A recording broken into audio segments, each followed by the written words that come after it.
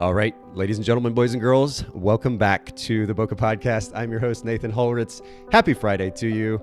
It is, unfortunately, it's gotten cloudy here. We were enjoying like this just stunning, beautiful 60s weather with blue sky, and it's just fallen off a cliff. It's a little bit questionable at this point. In fact, it was actually snowing a little bit earlier, which is the weirdest thing. Anyway, it's Friday nonetheless. I'm excited about the conversation we're about to have. A brand new guest here on the Boca Podcast, and I'm going to introduce him here in just a second. For those of you that are live streaming on YouTube and Facebook, Boca Podcast, B-O-K-E-H Podcast, don't hesitate to jump in, ask questions, comment, get involved in the conversation today. This is going to be a really fun one. And then for those of you that are listening to the audio version of this, come join us sometime. If you follow us on Instagram at Boca Podcast, you can keep up to date with the upcoming live streams. And we're going to be doing on the average, probably maybe 1 to 2 a week coming up in the next few weeks.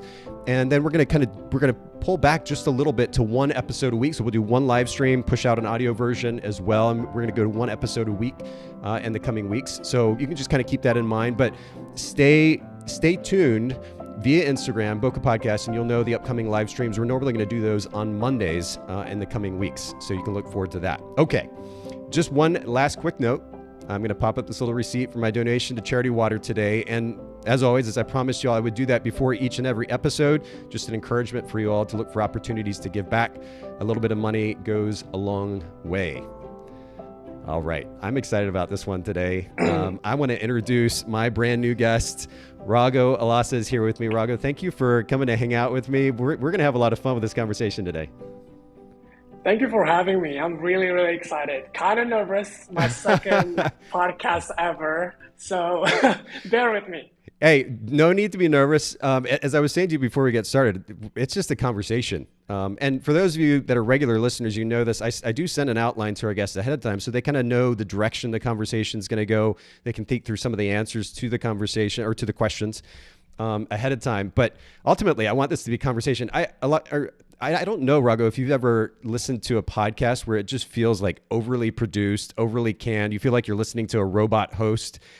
It just gets on my nerves. That's the last thing anybody needs right now. We want a sense of kind of reality and transparency and vulnerability, and trying to bring that more and more to the podcast.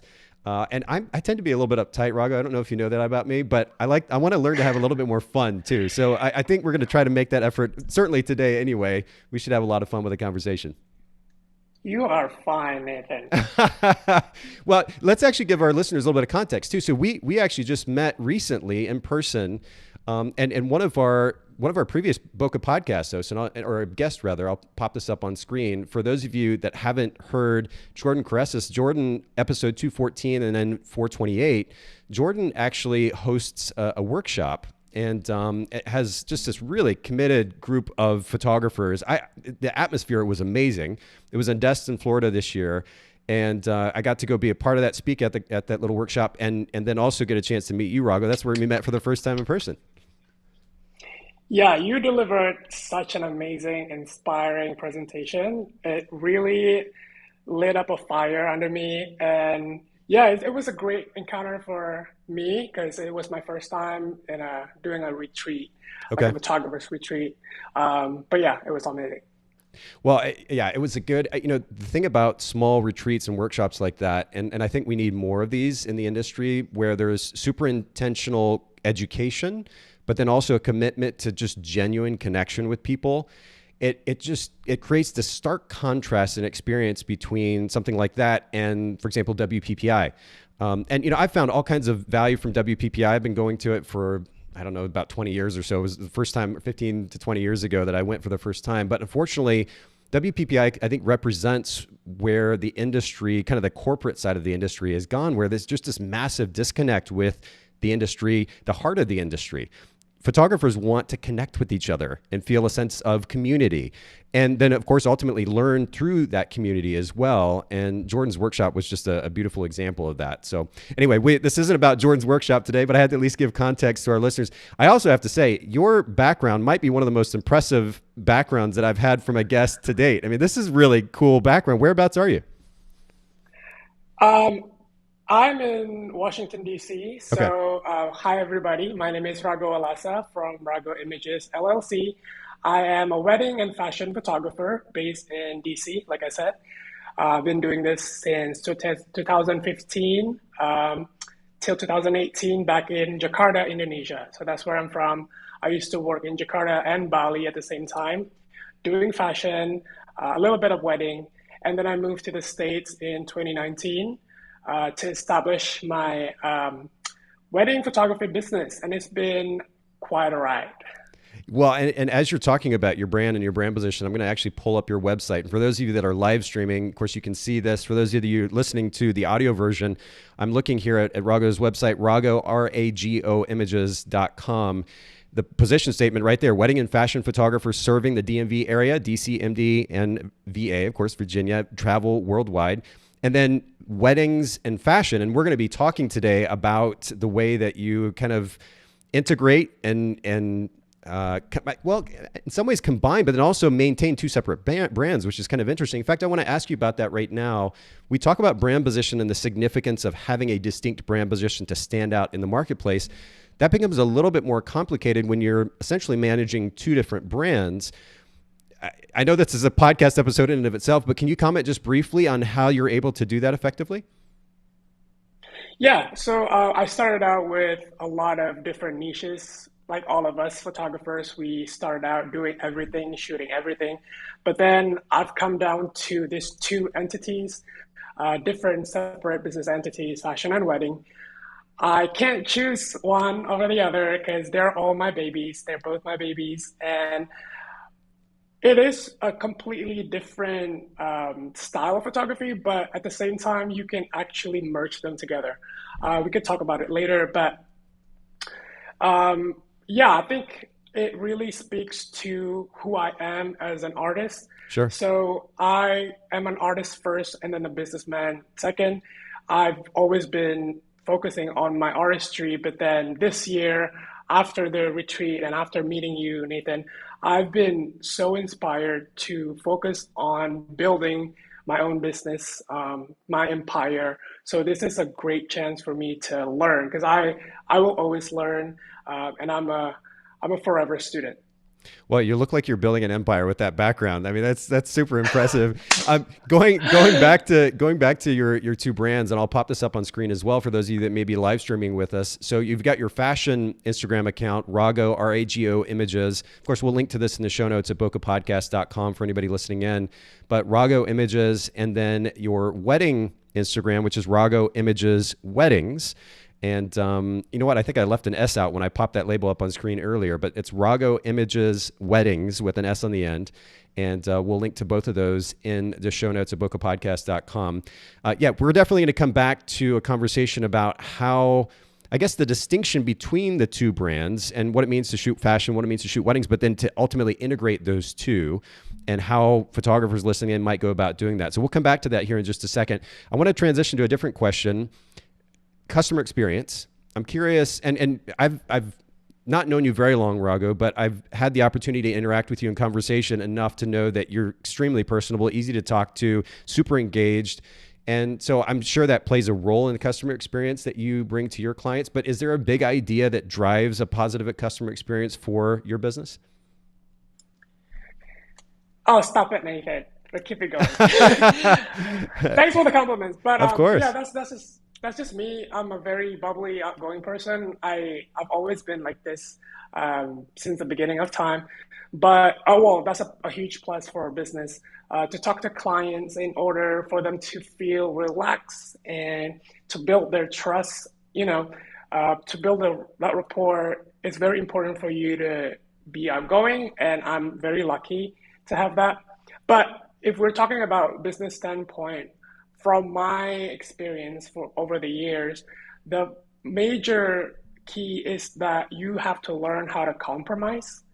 Um, because sometimes us photographers, artists, we are very individualistic and we know what we want, right? But sometimes you got to sacrifice something in order for you to compromise with your clients. But at the same time, the other point is you have to set a clear boundaries. You don't want to get run over by the clients. Just because you can compromise, it doesn't mean that you have to lose yourself as a person. You gotta be able to maintain those two and meet in the happy medium. I feel Sure, like sure. that's the important part. Yeah, that makes sense. But this is interesting to me because you said earlier that you were an artist first, a business person second. And I know that a lot of photographers, and I think you're kind of alluding to this, a lot of photographers who consider themselves artists, the notion of compromise is not a common point of conversation, right? It's this is how I think it should be done. How dare clients expect otherwise? This kind of egotistical mentality. So I'm curious how you've landed on this bit more of a compromise mindset when it comes to interacting with your clients. What does that actually look like tangibly, practically, like in that interaction or conversation with your clients? How I ended up to this point by learning from an experience and a very unfortunate one. So I feel like the photographers or the artists need to feel it, need to experience themselves first in order for them to understand. Because I was like that before, and then after a couple of experiences, I learned firsthand like it. I gotta change. I gotta change. I gotta pivot.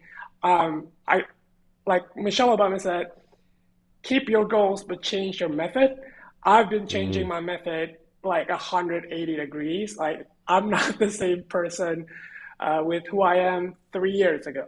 So I feel like you gotta experience it yourself in order for you to be able to do that.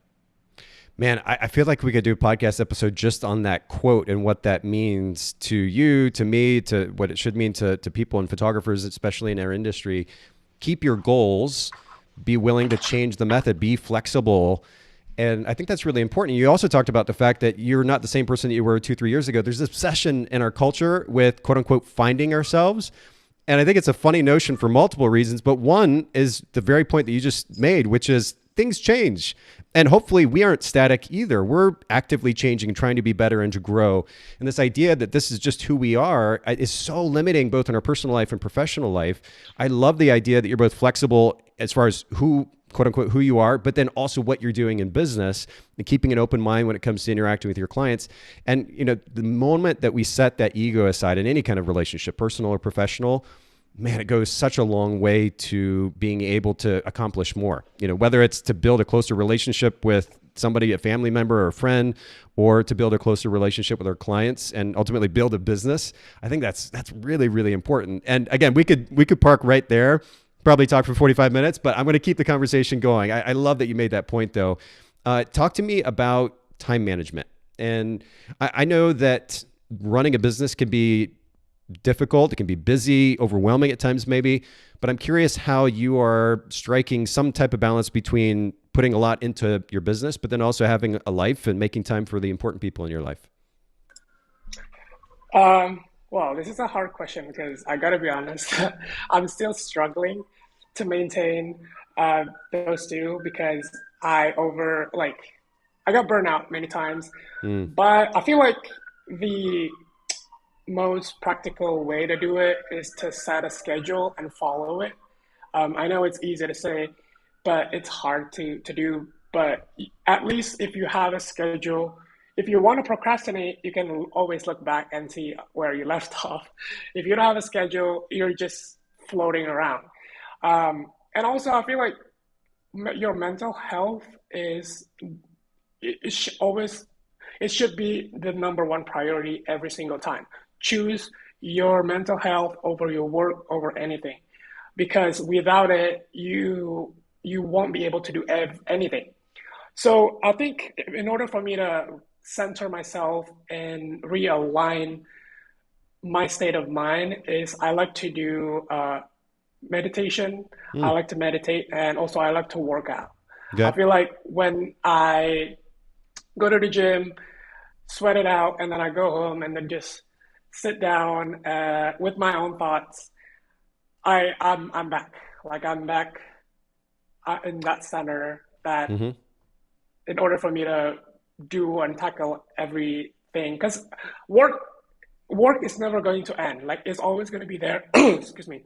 But it's you that you need to take care of, because without you being correct here, your work will just fall apart. I feel like. Yeah, it's true. And yet again, in our culture, there's been this kind of obsession over how we feel and think, and the idea of self-care. I think you can also go so far with it, like to the extent, and I know from personal experience, by the way, so I can speak to it. It's easy to obsess over what's going on in here to the point that it becomes a problem when it doesn't actually need to be. I love the example that you give, which is the consistency in going to the gym and meditating, because you know that that translates to a healthier version of you that you can then take to business and to life. And just knowing what works and showing up and doing that consistently, I think that's a really healthy balance. It's not that I don't want to even come close to suggesting that we shouldn't pay attention to that. I think that our culture has gotten so obsessed as well with this notion of self-care that we've, in some ways, like the pendulum has swung a little bit too far. I think what you're suggesting is a really healthy balance as well. In some cases, I think there's been just such a level of self-importance and obsession over how we feel. And that actually is the thing that's getting in the way. It's not that we actually have such big problems at hand, but we do need to take care of ourselves mentally. I'm very much like you, getting to the gym, working out really hard. I mean, like really pushing, spending time in the sauna on top of that. Oh, I feel like $1,000,000 after I get done with that. And it really does kind of seeing your what's that? I love seeing your story at Ghost Gym or Planet Fitness every time. Man, I need it. I mean, I need it for multiple reasons, but for that reason, if nothing else, it's just the kind of clarity of mind. And, not, again, this is a much deeper conversation, but I'm not sure that our bodies as human beings are made to sit in an office all day long. And I know that personally, even like right now, I'm standing at a standing desk. I have a standing desk and I work at a standing desk, and that's great. But even standing still, I don't think is real great for us. Like that movement is necessary. It gets the blood flowing. And I like the idea of pushing and working really, really hard. And there's a tendency, and I listened to a particular podcaster. I won't mention his name. He's a little bit controversial, but there's a particular podcaster that I listen to who talks about the importance of working out and how that tends to cut out the BS.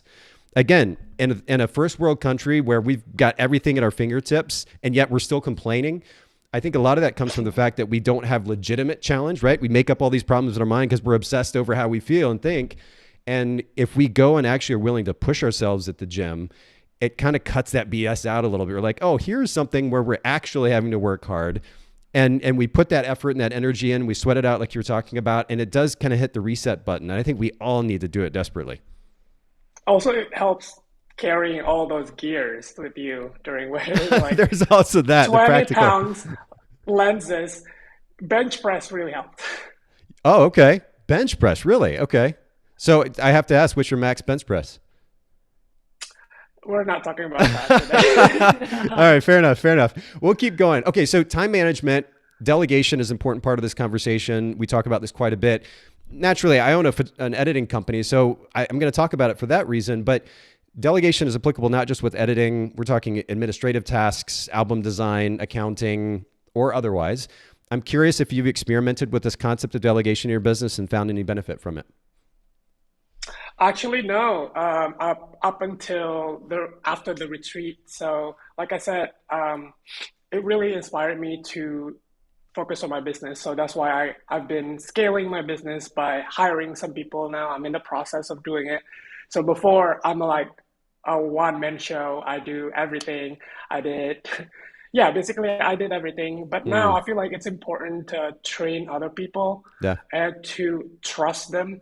It's hard for me to talk about this because I'm such a control freak and a type A person, and I have trust issues. But again, like I have to change my method. I have to do what successful people do in order for me to achieve my goal. So at the retreat, I saw you.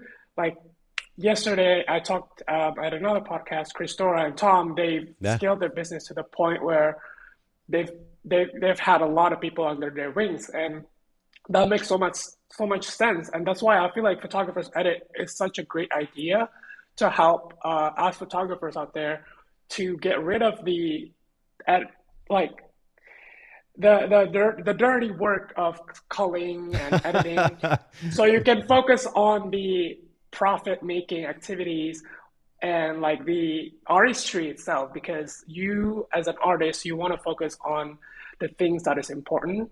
And Nathan will help you guys with talent personality. Man, well, I didn't expect the shout out, but I really appreciate that. And it's I'm actually not. true. It's not sponsored. You didn't pay me. Well, I hope we have the chance to work together at some point, Rago, in that regard. But I do appreciate the kind words, and it is true. That there are different angles that you can look at delegation from, as far as the benefit that comes from it. Some people just want time to watch Netflix, right? Others might want time with their family or their friends. Others might want more time to build their business. Others might want more time, to your point, to just be an artist, like to actually get back behind the camera and take pictures and not have to sit mindlessly for hours on end in front of their computer until 2 a.m. doing busy work that sure has to be done, but doesn't require their involvement, and it's not building their business. Also, to your point. So yeah, you make some great points there, and I do appreciate the kind words and the shout out. Let me keep going though. Talk to me a little bit about an impactful business book, self-help book that you've read or listened to that you would want to recommend to our listeners. Oh my God, there's so many. And I got a lot of crap from my friends for having those books in my shelves where every time they come, they're just rolling their eyes. Oh my God, you're reading self-help book. I'm like, who cares? It helped me. Yeah, So I just finished reading Rising Strong by Brené Brown because I was I needed that because I came to the United States starting from scratch. And yep, there you go. That's the book. Um, it really helps you to switch your mindset hmm. in terms of how you can can come back strong. But also, Atomic Habits by James Clear is also a good one. I feel like a lot of people probably have talked about it, but it works for me. A lot of books don't work for everybody. You gotta find books that work for you. Like, try a couple of, like, maybe the first 10 pages, see if this is too much, it's not for me, and Sure. then throw it away or delete it from your Kindle or whatever. But also, this is not a self-help book, but Sapien and Homo Deus by Yuval Noah Harari. Hopefully that's how you say it. It's like such an amazing book. I feel like it's the best book I've ever read or listened to ever in my life because they talked about humanity since the very beginning up until today. And I feel like you gotta think holistically in terms of life in order for you to understand who you are, what your business is all about, Yeah. because you're in the business where you're going to meet a lot of different people from different backgrounds, and without a clear understanding, well, not clear, but like a little bit clearer understanding about where they come from, what's their story, you know, you can talk to them in a wrong way, or and it's not good. It's not professional. So I feel like books like Sapien and Homo Deus is really, really important. Also, like for your own betterment outside of your business, so you can talk to people and you understand the context. You can read the room, Yes. and I think that is a self-help book in a way. That makes So sense. yeah, those three are my favorite. Yeah, that's an interesting conversation. I tend to be a minimalist and overly simplistic at times, and it's got me in trouble at times too. And I've continually over the last, particularly the last 3-4 years, maybe in the last 10 years or so, just learned to open my mind and to consider nuance more and more. And I think it's really important. You make a really interesting point about perspective.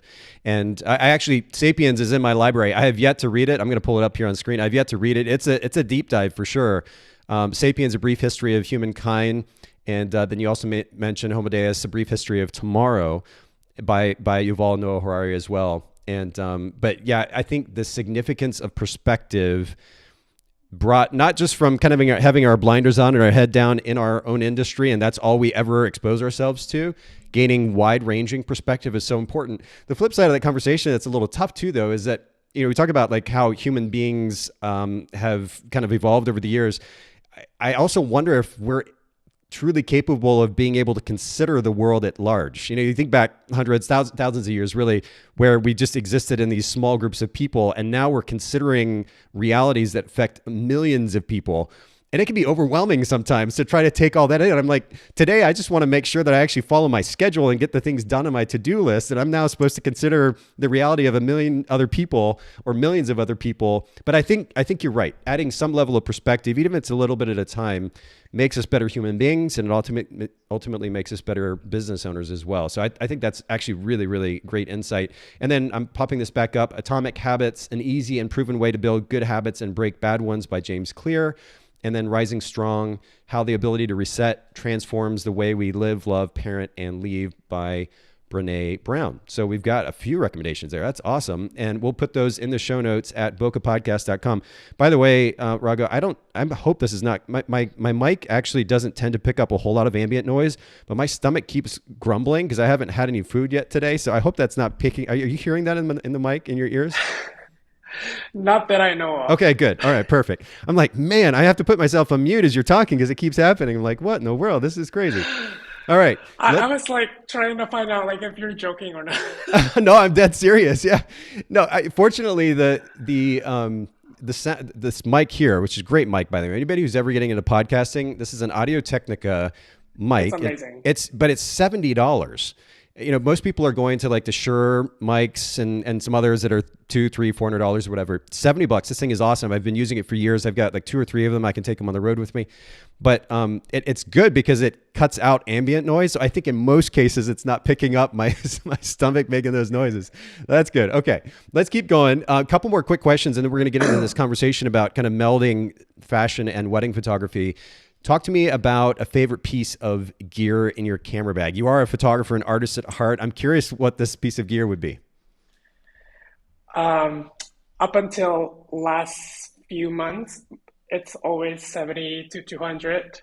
Yeah. But now I really love 15 to 35 for just elongate the legs of the models. So that's my favorite lens. Okay. But my all-time favorite is always 35 1.4. That's gonna be always it's still the EF version, so I will never get rid of it. But outside of lenses, I feel like color gels have been so good to me Really? to create Okay. some crazy, thought-provoking controversy, like artistry and stuff like that. So color gels, yeah. Okay, so I'm actually scrolling through could we pop up an example of something on Instagram where you were using those color gels Yes, on your fashion or wedding side?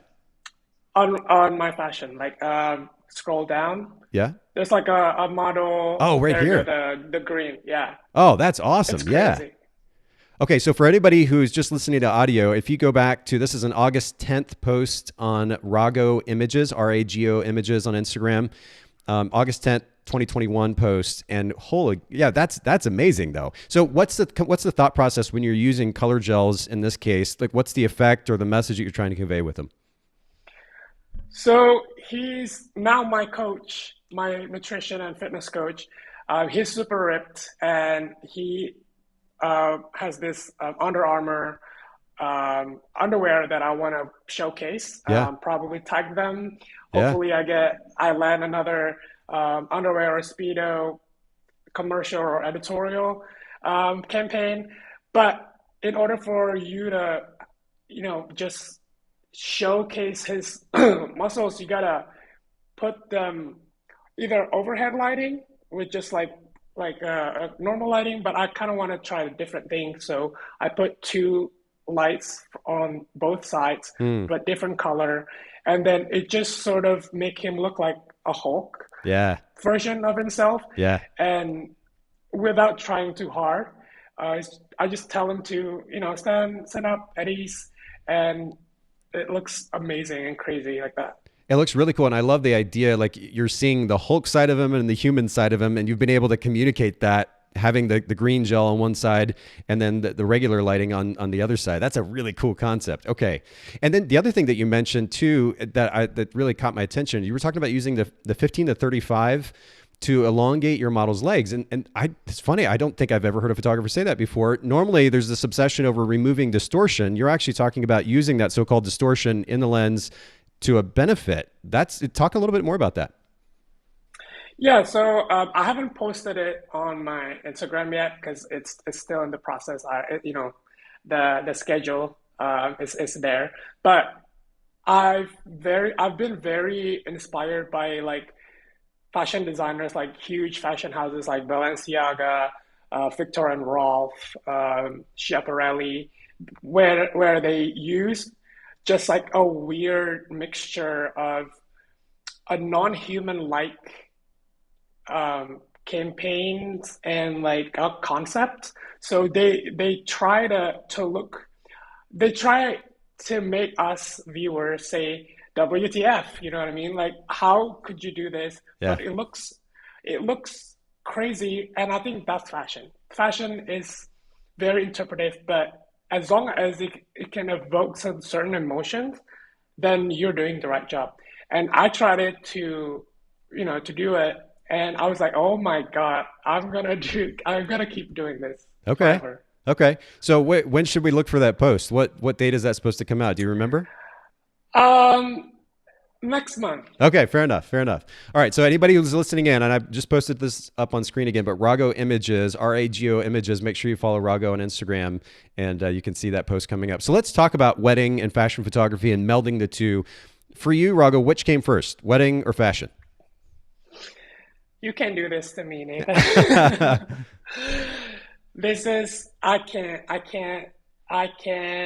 choose. But in How about order chronologically for speaking, though? Like, did you start shooting okay, wedding first or fashion first? fashion first. Okay. But at the moment, wedding is my priority because again, like the retreat, I keep talking about it. I don't know why, but it's my priority because I know it works using my knowledge of fashion. We can talk about how I do that, but yeah, as of right now, wedding. Okay. So, but you started with fashion first, and you said this is back in 2015 that you started photographing, or did you start shooting before then even? Correct. Okay, 2015. No, yeah, 2015, yeah. Okay, so 7 years, that's a good amount of time, but it's also not super long, and you're super, super talented. So what even got you to that fashion or to fashion photography in the first place? And I know this could be a longer story, just kind of the brief summary if you don't mind. Yeah, so I actually started out as a digital marketing manager for a hospitality group. So like restaurants, hotels, bars in Jakarta, Indonesia. And they always have a lot of parties, uh, free drinks, free food, free parties. That's good for me. Sounds like a good I have time. no Yeah. complaint. Yeah. Yeah. But as a digital marketing manager, I need to produce content and I have to take pictures. So I started out with that and I got to meet like modeling agencies, celebrities, models at the parties. And that's how I started out my fashion um, photography career, shooting the new faces, the brand new models for their com card, and then I landed like catalog gigs and then some magazine stuff, and then I also do wedding on the side because of friends and stuff like that. But my core has always been fashion. Yeah. Okay, so let's talk about fashion by itself. Can you share with our listeners what you feel are three driving factors, important principles behind really good fashion photography from your perspective? Yeah, number one is definitely authenticity. Lean into who you are as a person. I know I used to hate myself back in the day because I was a gay younger man in fashion photography business and like the hospitality industry, and I was like, actually, it's the best way to do that. I am in the right industry, Hmm. and then I started out hating myself, and then now I'm kind of like lean into it, embrace it. Up to this point, I'm proud of it. When you say you were hating yourself because of that, can you explain just a little bit more? I cringed a little bit because it sounds so harsh, but like what? Why were you hating yourself for that? It's LGBTQ community, queer kids. We got bullied for being gay, for being lesbian, and stuff like that. Sure. It's really tough on you. You got to question who you are as a person.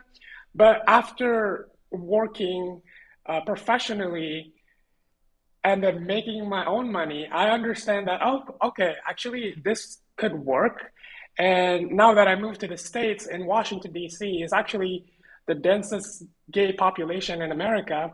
Not San Francisco, not New York, it's DC for, Really? I don't know, for some weird reason. Okay. It even elevates my work to a whole new level. Like, Hmm. so that's probably my niche, fashion photography or wedding photography that is very inclusive for all couples. I don't see, like, I mean, I take every couple's love is love, I believe. So that is probably also my brand position in the local market. And that also helps. So lean into your authenticity. And also, number two is like nerve. You know, you gotta have nerve in fashion industry. You gotta, like, to quote Mama RuPaul Charles, you gotta have charisma, uniqueness, nerve, and talent. Hmm. So nerve in fashion photography will drive you to create and produce stunning images, stunning concepts that probably people have done before, but you gotta find some way to make it your own. And then number three, probably wild dreams. Just like I've always based my photography concepts from dreams and from like just daydreaming and think about some weird things, and then combine it with just like refined, streamlined concepts, and it could create amazing content and images. And I feel like those last two could almost kind of go together, right? It's that idea of when you're talking about nerve, I was thinking about taking a chance, doing something that's Correct. not safe, right? There's Brave. this Be funny brave. tendency in the photography, the wedding industry, and I think the portrait industry as well, in particular, to just kind of copy paste. Like we look around at other photographers that we like and or we see what the trends are or some combination of both and we just start kind of doing that stuff rather than creating something that's actually different. And it's hard. It takes work to create something that's different. And then it's a little bit nerve-wracking too to actually put something out there that's different. But that's what I think about when I think about the idea of nerve and then wild dreams, is just taking a chance and actually and going outside this little box that we've created for ourselves and doing something different. Is that what that means? No, yeah, exactly. And I feel like people who are trying to reinvent the wheels are great, right?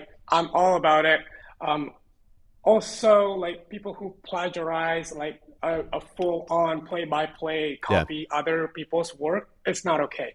So what you want to do is like meet in the middle, choose the wheels. You don't need to reinvent the wheel. The wheel is fine by itself, but add some flair, add some your own taste and vibe to it.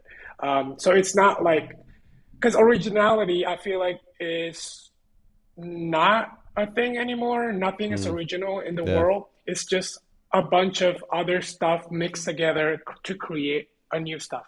Mm, That's my personal opinion. mm-hmm. So that's what I've been doing. So I look up to Patrick de Marchelier, Stephen Klein, all of these beautiful, amazing, talented photographers over the year, and then try to make it more modern. And then going back to the first point, I'm taking notes here. I've got a little notebook, old fashioned style. But you're talking about authenticity, and I hear what you're talking about and being comfortable with yourself, and I think that's super important on multiple levels. But then I'm also curious because that word authenticity is thrown around so much in our industry these days, and just in the world at large. What is that? How does that translate, at least from your perspective, to the work that you're doing? What does that look like tangibly, practically? Yeah, so for weddings, I tell my couples on my website, you can see it on my website, what separates me from other photographers. There's so many other talented photographers out there, but what makes me stand out? And I said, I'm a gay married photographer who is also doing weddings. It's that point itself explains how I take care of my couples to the point where I will consult you on what to wear, all the dresses, all the shoes, the accessories.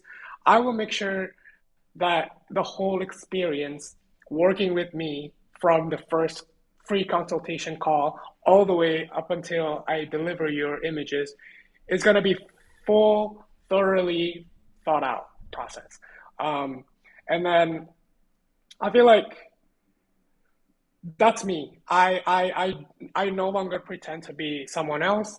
I no longer pretend to be a light and airy photographer because that's what is popular nowadays. I'm no longer pretending to be catering to certain people or certain demographic. I want to be accepted, so I want to accept everybody else. So I feel like I'm being empathetic to my work as well as myself.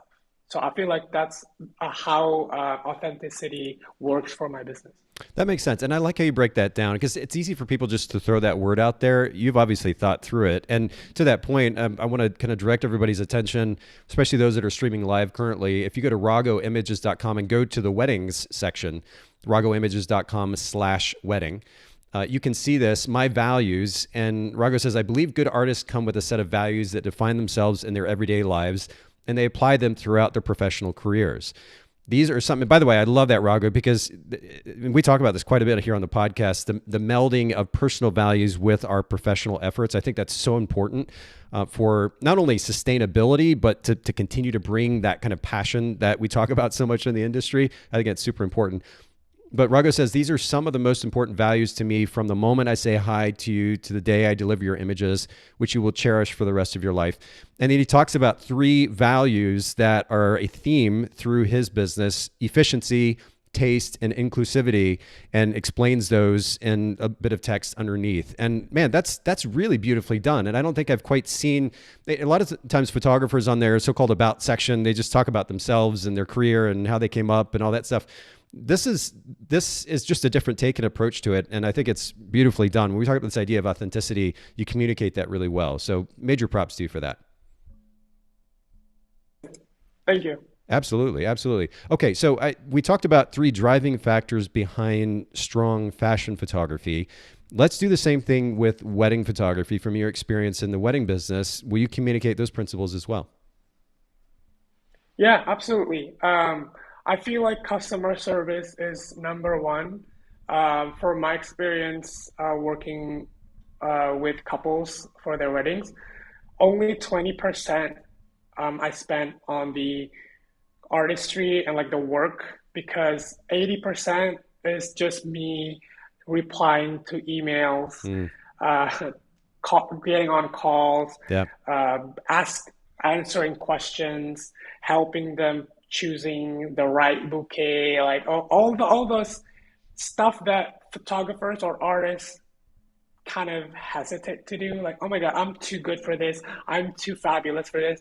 Well, man, you gotta do it if you want to earn that big fat check. You gotta show them that you are a professional. You're in this industry for a reason, Yeah. and that is to help the couples to produce an amazing photos. And in order for you to achieve that, you gotta do the dirty work. Well, it's not dirty, but I mean, like customer service, You gotta because actually, you gotta actually seem like you care, right? yeah, Like exactly. the customer actually matters to you, because again, the ego, if the ego gets in the way, it's not gonna come across. But if the focus is on service, then that gives you an opportunity as a photographer and a business owner to portray a sense of genuine care and concern for their needs, their desires, and ultimately giving them a really great experience. And man, it's as cliche as that sounds, it can't be missed, because we see too often in various industries where people just aren't cognizant of that. And in 2022, it's hard to get away with that anymore, because people talk, they put it out there if you're going to treat somebody poorly. Oh, the reviews, the bad reviews is, my God, yeah. Yeah. That's another story. But Okay. yeah, customer service is the most important, I feel like. And then right after that, I feel like your work needs to evoke some type of emotions, or at least that's for me. I don't care about a lot of pose pictures like with the off camera lighting behind them to create that. Like, I mean, it's beautiful, right? But I will focus on doing that, but I want to see their faces. I want to see their laughs, they kiss each other, but like I don't want to tell them how to pose. I just want to prompt them to do stuff, and I want them to be who they are. If they're goofy, be goofy in front of camera. Show me who you are as a couple, like that. Like Yeah, the little tongue. It's very genuine, that is and I genuine. love that. A lot of people prefer lightings, bro, over they love the rim light, the hair light, whatever. I think this is more important.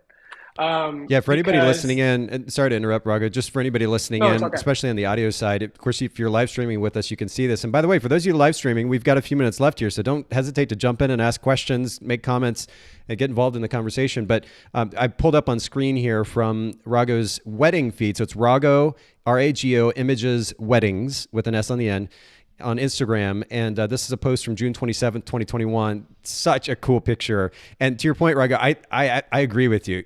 I've talked about this before, but I think like I could go do a full engagement session. I used to shoot engagement and wedding for over 10 years. I could go do a full engagement session in a Walmart parking lot. If I just had even this isn't fancy light, but it's nice, even light. You've got decent light to work with, but you get real emotion and you control the background with some nice bokeh like you've got there. And you've got a session. Like it is just, I love real raw emotion. And you're right. There's so much of the time, there's this tendency these days toward just posing and over posing, in fact. And if you think about it long term, when those people go back and look at those images, do they want the thing that looks like you were trying to make, like put them on the front of Vogue? Maybe a few, sure. But at the same time, in the context of a wedding and ultimately representing a relationship and connection and intimacy, what they really want to see is that connection and be able to think back to a moment. And this image right here is a perfect example of that. It's beautifully done. Yeah, and I want to make sure that I highlight all of their outfits as well. Like that jacket, I want people to, all the girls, oh, where did you get that dress? Like, I always pay attention to the outfits as well, Hmm. on top of the emotions evoking poses and stuff. Yeah, well, I Um, love how the colors tie together. There does definitely seems to be intention there, so that's also beautifully done. Thank you. Yeah, talking about colors, the number three, I think, factor, the third factor is like consistent style in terms of editing. I feel like a lot of people have talked about this, and I completely agree. I've I've experimented with so many presets um, over the years, but now for a couple of years, I've been staying with one or two presets, and I just keep doing it. And you just gotta tune a few things, Yep. like the exposure, contrast, and that's it. Like highlights, shadows, but don't change your color. I feel like colors is so individual. Like it speaks to who you are. I feel like mine is like a very soft but sharp. Um, People do a lot of contrasty stuff. That's awesome, but I don't think that's for me. Like light and airy stuff, it's beautiful, but that's not for me. I feel like the white stuff from light and airy editing, it's more like a overblown highlight. Yep. My style is more like everything is exposed, but it's so moody. Like it's so soft. Yeah, but there's a Um, sense of, and I'm scrolling through your yeah, Instagram, your wedding's Instagram account here. There's definitely a softness to it, but it's not so soft that it feels like 1980s soft focus filter. Like it's subtle, yeah. but it's really really nice, and it evokes a certain emotion. But you talk about moody, you're also not going to the extreme with like a dark and moody preset that in 3 years is going to look hilarious to us, right? Like that's a funny thing about trends Yeah. is, and I've been in the industry now for 20 years, so I can say this: we see the trends come and go, and I've having been a wedding photographer and an engagement photographer, I can still think back to one of my couples actually that I photographed, really great session. And like a year later, I'm looking at this album that I put together from their session, was sitting on our like a coffee table where I meet with our clients, and I start scrolling, like paging through this album. And I'm like, what in the world? This looks ridiculous. And I applied some ridiculous filter to the thing at the time that was popular, back in 2005 or whatever it was. And hilarious and kind of awful. So we have to keep that in mind. Like when we're applying these filters, not to go above or to the extreme, understanding that in 3 years and 5 years and 10 years, we want these images to still be enjoyable for those clients and not date them too much. I think that's really important. No, I was there as well. Like I knew exactly what you're talking about. I was that guy. Yeah, But that's how you learn, right? And this is not me trying to bash everybody with their own personal choices and experience. If I've seen a lot of great light and airy photographers that is not overblown, like the highlights, the art. It's very well exposed, but it's still bright and clean. I think that's the type of light sure. and airy and like moody and dark and moody. It doesn't have to be shadowy either, but I can sense like, oh my gosh, like I want to go to this forest and I just Mm-hmm. want to be with this couple. Mm-hmm. So my point is like also natural. I feel like natural color, it's very tricky because some clients actually, I've tried, like I said, I've experimented. So I tried not to edit the colors. I didn't play with the hue, probably just saturation and darkness, brightness. And they asked me like, did you edit this? So that's why I was like, oh my God, okay, I'm not doing natural. So what I'm trying to say is like, my point is whatever you do, commit to it, perfect it, always refine it, and stick to it forever. Maybe in the future you want to change because I've done that too, and I'm not saying this that in the next few years I'm not going to change either. Probably I will, but I know when I change, I will change like 120%.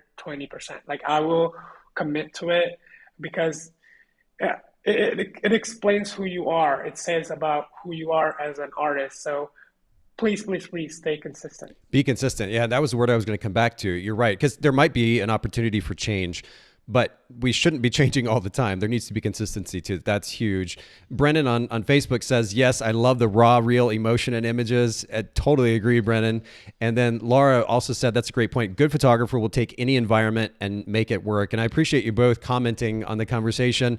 Again, we've got a few minutes left in the conversation here. For those of you who are live streaming, don't hesitate to jump in. Really appreciate you listening in.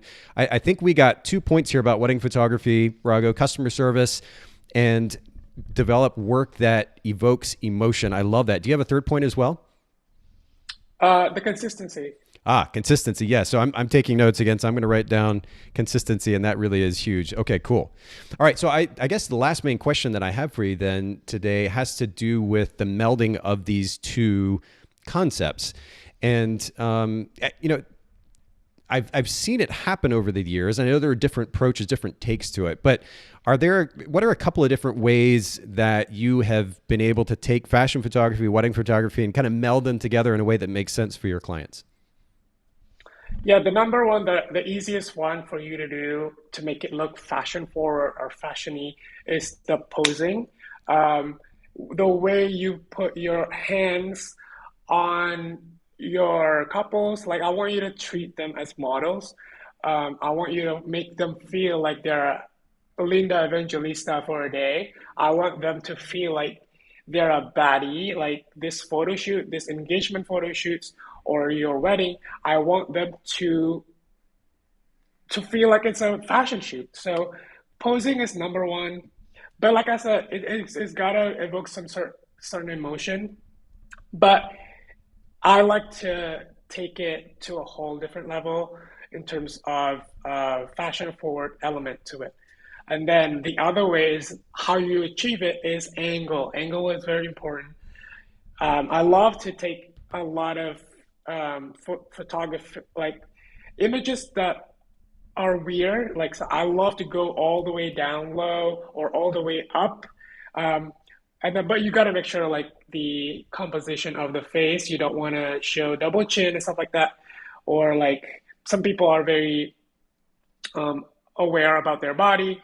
So make sure also to talk to your clients about if they have insecurities, because I believe I've worked with all body types, um, different colors, different background, different beliefs, and it can work as long as you communicate with them.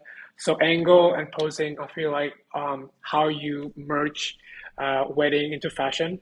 But also on the fashion side, I feel like wedding is so helpful in terms of being consistent. Like you gotta have a routine, from consultation call to planning everything, like the engagement, and then blah blah blah. I'll do it until you deliver the photos, get the gallery to your clients, and you can apply that to fashion because fashion industry is very cutthroat. There's a lot of bitchy, petty models, designers, agencies, Yeah. and you gotta have that routine. Like you have to stick with that so you don't get run over because the movies about fashion are how they are bitchy and stuff like that.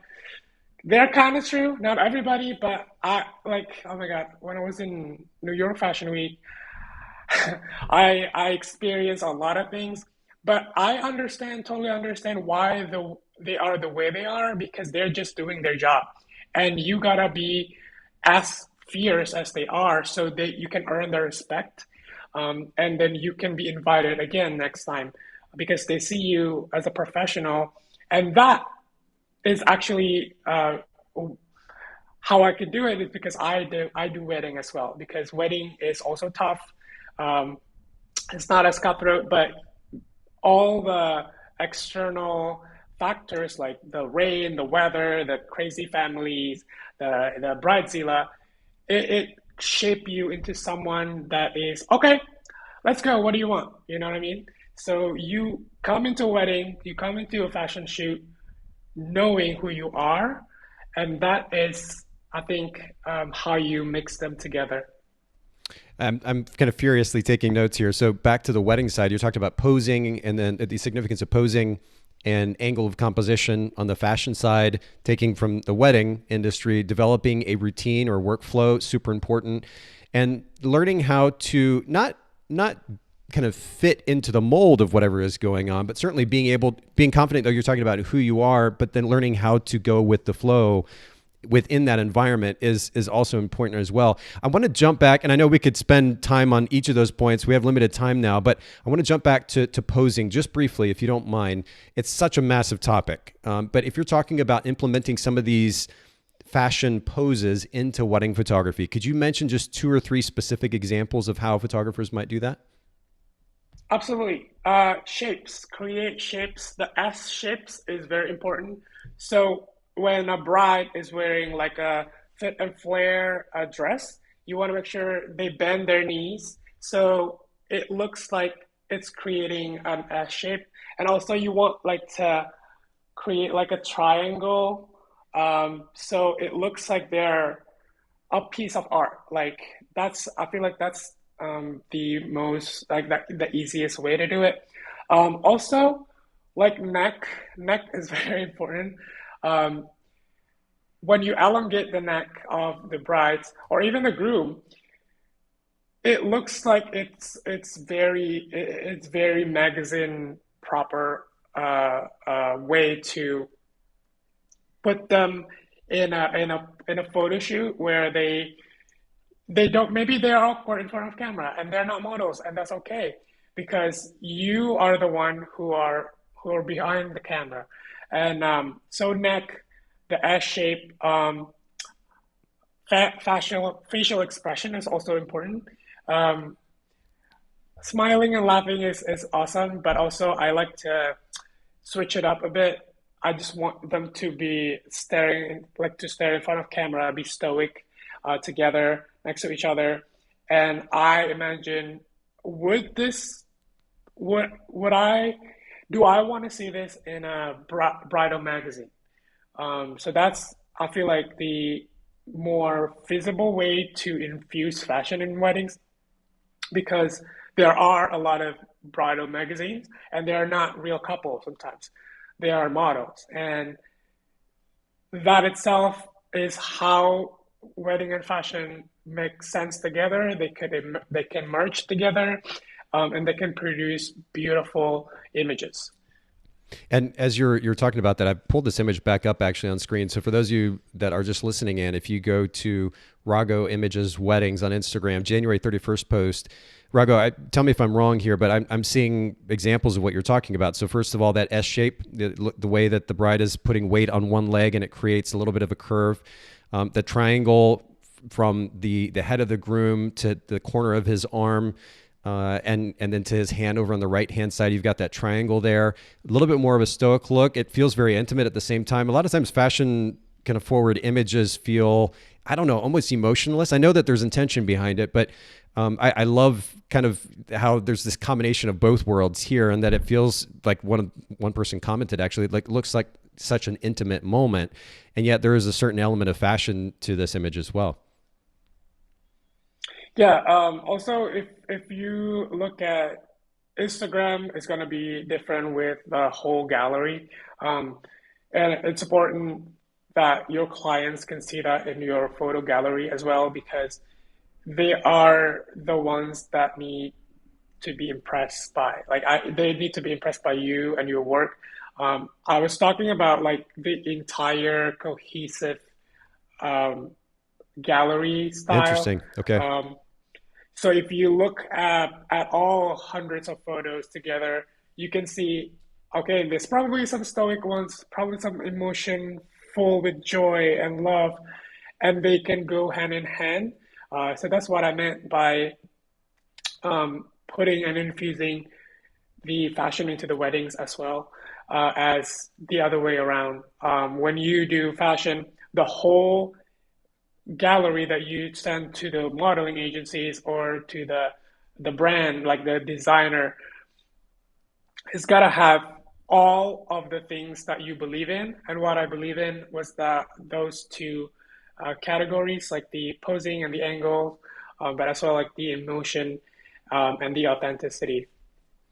Now, we've got a couple of questions from the audience here as we get ready to close. Rachel says, hi, another DC wedding photographer here. I've found the wedding industry is very saturated. Do you have advice on building relationships with other wedding vendors? And this is a great question, Rachel. I know it's a big topic too, Rago. Maybe just a thought or two in regard to that particular question. Yeah, every time I go to a wedding, I will always shake hands to everybody. The planners, the wedding uh, flowers vendors, like the DJ, the videographer. There's a lot of weird like stories about videographer and photographer, like they're fighting. I have never had that experience before. So yeah, just make sure to introduce yourself every time you go to a wedding. Yeah. Um, be genuine, be bubbly. Don't try to force it either. So just shake hands, say hello. If they're nice, then perfect. If they're not, goodbye. You don't want to deal with them anyway. And then always exchange contacts, and then always follow up the next day or the next week to say hi, nice to meet you, and stuff like that. I feel like it's hard to do if you don't build routine. Um, Sometimes I forget as well, so I need to also tell myself to do it every single time. Sure. But yeah, be genuine. No, that's really good actually, and it's funny how I think I just said this in the podcast the other day too, but I just find it amusing how in business, even in 2022, whether it's 2022 or 20 years ago when I first started, how a lot of times it's the basic principles done consistently that generate genuine results. And that is true. I mean, so much of what drove our business as wedding photographers back in the day was those relationships. And it comes from not just putting on a robotic face and going to networking events and putting on a fake smile and shaking hands and handing a business card, because people can read through that. It's so obvious, Yes. and it's so gross sometimes even. So like actually showing up, and we were talking about showing our clients that we genuinely care, actually showing genuine interest, being interested in the people that you're talking to, that comes across, and it makes such an impact. I've had the incredible opportunity to be on the other side of people who've said, you made me feel like you actually cared, like you're engaged, like you're interested. I've never had people, go there and ask these kinds of questions to me before. And it comes from a genuine place for me. I love connecting with people. And if that doesn't come naturally for those of you listening in or watching, make a little bit of an effort, but it will go a long way when you do. So I think that's super great information and suggestions. And then Laura is saying, any tips for posing heavier brides? I have a client tomorrow that is very insecure about her weight. And she added to that, posing a plus size bride has a lot of insecurities with her face. Any suggestions there, Raga? Um, honestly, honestly speaking, I want you to tell your bride, I have a communication with her that it's okay. It's okay that you are on the plus size. I don't think it's a problem. Like, if you can convince her that it's okay, and the posing itself, it doesn't matter anymore. You just do the posing stuff that you can do with a different size or type of body. Because so most of the time it's all about the mindset of your couples. Again, you gotta build trust, you gotta build rapport, you gotta earn their trust in order for them to trust you on how to direct them in front of camera. So, for example, I have a couple of um, plus size or bigger size. I feel like they are all beautiful. Um, I just want you to probably tell them to relax and then try to stand up as straight as you can. Imagine like there's a string on top of your head and then do not move. So keep being very, statuesque. Sometimes people that are insecure with their body, they feel like they feel small and like they're timid. I want you to tell them that it's fine, everything is okay. Laugh it off. That's also why it's important that you can crack some jokes. Just make them laugh. That's why they're feeling relaxed, and I think that's what matters more than the posing itself. Interesting. Wow. Yeah, and I love your mentality about that. I also am wondering how many, for example, in Laura's case here, if she has this short a time frame, maybe she's not super close to that client. Is there enough time to develop the kind of rapport with that client to be able to get them to trust you enough to say, hey, it's really okay. You don't have to force anything here. I think you're beautiful just like you are. Can you do that in a short time span? Oh, absolutely. Like I think since the consultation call, I've started to build that um, kind of like mental image all the way to the couple minutes before the session, like the engagement session, about how we are going to do this. Like you take the lead as a photographer, you Mm, tell them and show them that you know what you're doing. yeah, set the So tone. posing, so yeah, set the tone. Posing angle, that's like a technical stuff. You gotta be able to do that already. So if you don't know how to do that, learn about that first. But like what I was talking about is like the mindset going into this uh, photo shoot. It's gotta be relaxing for them. Also, if you're not sure, go on YouTube, Pinterest, go on like Vogue, Elle, all of the fashion magazine where they celebrate all type of body, like Venti Beauty, like Savage X Venti. They make lingerie for all type of body. Unlike Victoria's Secret, well, they're already starting to change now to be more inclusive, but before they're just doing tall, slender white girls. But Venti Beauty is really celebrating that. Look at how they pose, and then just copy that. Take a screenshot, put it in your phone, Hmm. and then do that. Literally, it's so easy and it's so flattering. And then you can show the bride as well. Look, you can still be this baddie. You know what I mean? You can still be a model. Just trust me. Like I said, it's all about you taking charge of the photo shoot. Now, I know we need to close shop here, but I want to just ask a quick question about that last comment. Are you suggesting that the photographer shows the picture of the model that they screenshot or the picture that they just captured of the subject and encourage them with that? Both. Okay. So, I mean, I'm not saying that you show the model pictures to compare themselves with them. I'm saying that again, like this is like the last resort if you're very nervous about it. That I think is the easier way to do that. Just to convince them, okay, we can do this.